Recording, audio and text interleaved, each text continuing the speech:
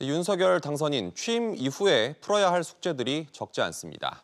그중에서도 부동산 보유세, 양도세를 골자로 한 세금, 그리고 부동산 공급 등 경제 정책이 첫 손에 꼽히는데 우선 추진할 정책 방향을 윤선영 기자와 짚어보겠습니다. 윤석열 당선인 문재인 정부의 최대 실정으로 부동산을 꼽아오지 않았습니까? 이게 아무래도 앞으로의 방향에 반영이 되겠죠? 네, 상당히 강하게 비판을 해왔죠. 먼저 관련 발언부터 한번 들어보겠습니다. 네.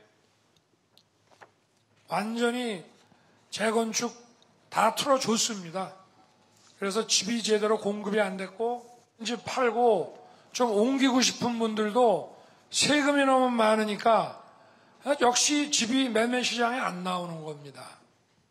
네, 이에 따라서 문재인 정부가 추진했던 부동산 세제, 공급 정책 모두 원점에서 다시 검토될 것으로 보입니다. 그렇다면 영순위로 손보게 될 정책으로는 어떤 것들이 꼽히고 있습니까? 네, 세금 문제인데 거래를 활성화시키기 위해서 우선적으로 시행될 가능성이 높습니다. 네. 다주택자 양도세 중과를 2년 동안 한시적으로 완화하는 공약이 대표적인데요. 이건 정부가 시행령만 개정을 하면 가능합니다.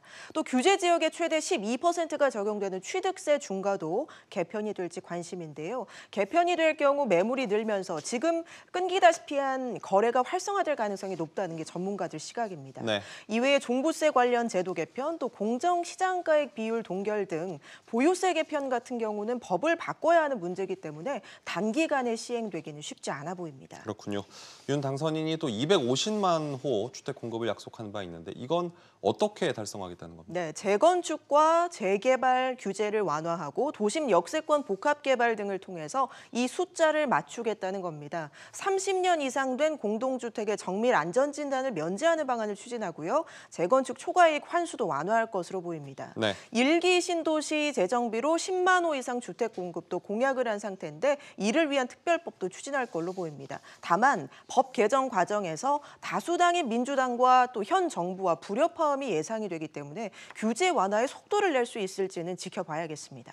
지금 또 다른 관심사는 정부 조직 개편인데 그렇죠. 어떻게 예상되고 있습니까? 네, 청와대와 정부 모두 슬림화를 해서 실용적인 조직으로 만들겠다고 밝힌 바가 있고요. 청와대 같은 경우는 이름 자체가 사라질 수도 있습니다. 네. 기획재정부는 크게 달라지지는 않을 것으로 예상이 되는데 고용부와 복지부, 산업부, 환경부 간의 업무 조정에 따른 개편이 예상됩니다. 폐지하겠다고 공약한 여성가족부, 양성평등가족부로 그 역할과 위상이 바뀔 것으로 보입니다. 저출산 문제를 해결하는 데 초점이 맞춰진다는 얘기도 나오죠. 윤 기자, 잘 들었습니다.